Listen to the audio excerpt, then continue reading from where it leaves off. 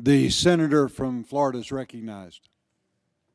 Mr. President, over the last weeks and days leading up to this vote here today, I've heard from a lot of people about this vote, and I guess I want to address it as much to them as anybody else. And these are people that I know. These are friends, these are neighbors, these are longtime supporters, generally people on my side of the political aisle. And they're upset. They're upset. They look at the media, and the media, they feel censored stories that might have been negative towards Joe Biden or were negative towards Joe Biden. The social media companies helped them out. And they saw how some states tinkered with and even mutilated state election laws, and they have doubts that the election was legitimate.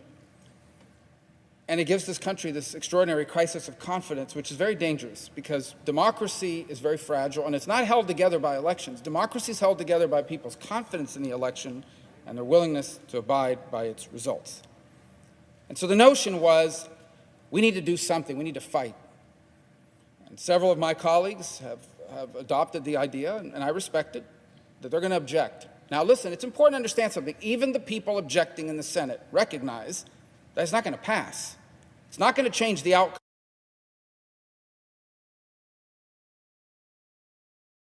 but it's going to send a message, and it's going to make a point. The problem is, I think it's a terrible idea at this moment. Just hours ago, a young lady died in this Capitol.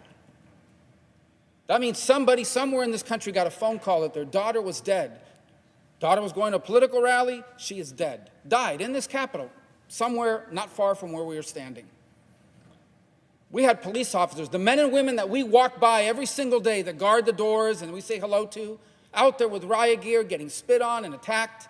Today, not 10 weeks ago, just a few hours ago. And I think it's important to think about all those things on a night like tonight and everything that's happened. You know, I wouldn't even be here today. I doubt very much where I would even have been interested in politics had it not been for my grandfather. He died when I was 14, but I grew up at his knee. He would sit on the porch, he would smoke 3 cigars a day, and he loved history. He was born in 1899 in rural Cuba. It was still governed by the United States. It was a protectorate. 3 years later, it gained its independence and became a republic.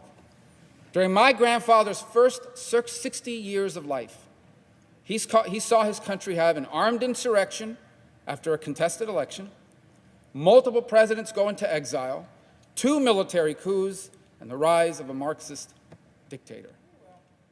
A tyranny that stands to this day. My entire life, I have lived with and next to people who came to America because their country was chaotic and their country was unsafe.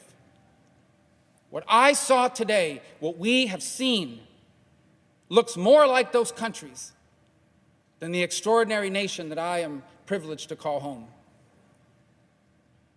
And I think about the mockery that it makes of our country. A lot of people, oh, well, China.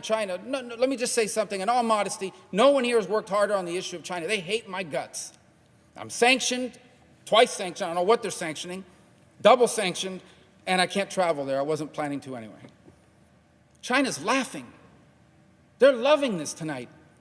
In Beijing, they're high-fiving because they point to this to say, this is proof the future belongs to China, America's in decline. Vladimir Putin, there's nothing Vladimir Putin could have come up with better than what happened here. Makes us look like we're in total chaos and collapse. Not to mention the Ayatollah, who's probably bragging, if he has buddies, to his buddies, look what's happening to the great Satan. I think politics has made us crazy.